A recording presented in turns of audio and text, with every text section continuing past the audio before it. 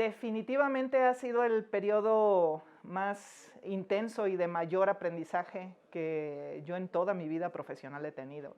Obviamente al principio pues, fue un momento muy estresante, pero con el paso del tiempo hemos ido aprendiendo muchas cosas del virus y del trabajo en equipo entre nosotros mismos.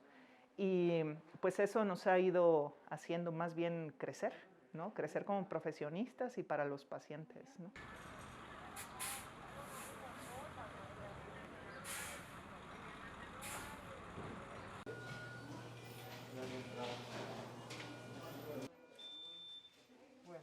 Pues sí, porque su basal es 27, 28 respiratorio y mete buen volumen esta afinación.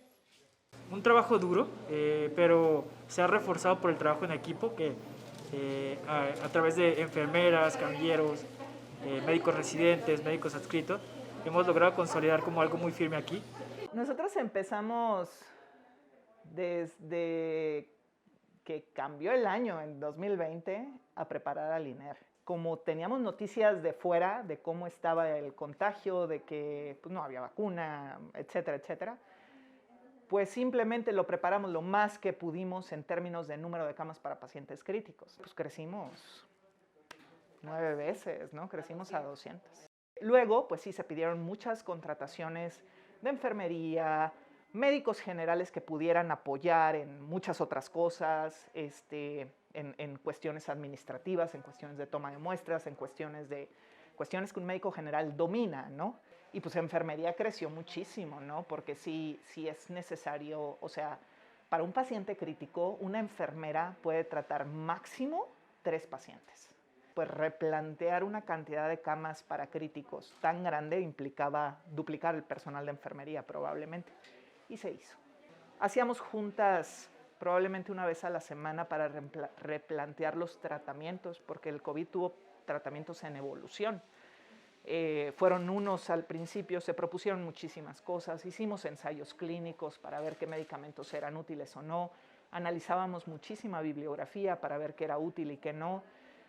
La coordinación de institutos instituyó un panel de expertos que nos reunimos todavía semanalmente para ir analizando los artículos que salen y ver qué sí y qué no adoptamos, y ya nosotros bajamos la información hacia todos, ¿no? La escasez de medicamentos por el aumento de la demanda internacional. Los sedantes, sobre todo. La crisis mayor fue de los sedantes, pero yo fui antes de ser intensivista, internista y anestesióloga. Entonces, pues hay técnicas de sedación que usa Europa en sus terapias intensivas, pero no han entrado tan fácilmente en México. Entonces, en el momento de esa crisis máxima, el INER propuso y atrajimos otras técnicas de sedación, que esos proveedores no tenían tanta demanda, son sedaciones que se llaman inhaladas. El INER la verdad es que no se quedó sin sedantes, pero porque cuando empezamos a ver la escasez tan grande, empezamos a utilizar esta técnica para ahorrarlos y que hubiera todas las opciones, ¿no? Pues sobre todo los que no están en terapia intensiva no están tan acostumbrados a tener fallecimientos en sus áreas, ¿no? Y ahí fue difícil, y fue difícil convencerlos y decirles, pues, o sea, este es un bicho que no conocemos. O sea, ustedes están así, imagínense, yo cuando iba a estar pensando que en un fin de semana iba a perder a 3 pacientes de la terapia. Pues no, eso, en esta terapia eso no pasa.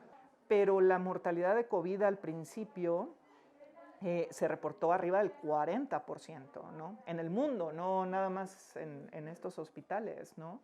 Eso fue para mí esperado, pero a lo mejor para mis compañeros no tanto, ¿no? Enfrentarse a eso pues es muy difícil, sobre todo de aceptarlo, ¿no? En el momento en que la vacunación empezó a ser uniforme, la mortalidad se desplomó. Juntos somos más fuertes, definitivamente. Lo digo en el personal médico hacia adentro, pero sobre todo lo digo en la red hospitalaria de SINSAE, de la coordinación. Porque nos conocimos, hablamos, nos compartimos información, pacientes, referencias, insumos. Pues éramos muy independientes, muy autosuficientes. Ahorita pues compartimos de todo, hasta estrategias, como en el caso de los sedantes, en el caso de la reconversión, en el caso de muchas cosas, ¿no? Sobre todo se trata de hacer conciencia, impulsar la vacunación y aprender un poco más de esta enfermedad, que la verdad es una enfermedad bastante letal. Ahorita estoy bien. No, yo ya no venía la luz del mundo. Ahora quiero valorar todo, como alimentarme bien, sanamente. Bueno, hacer muchas cosas.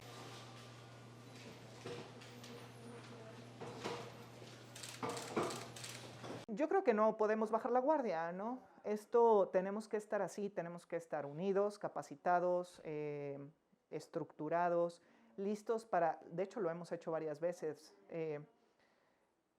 tener áreas COVID y convertirlas a área de atención no COVID y luego regresar a ser COVID.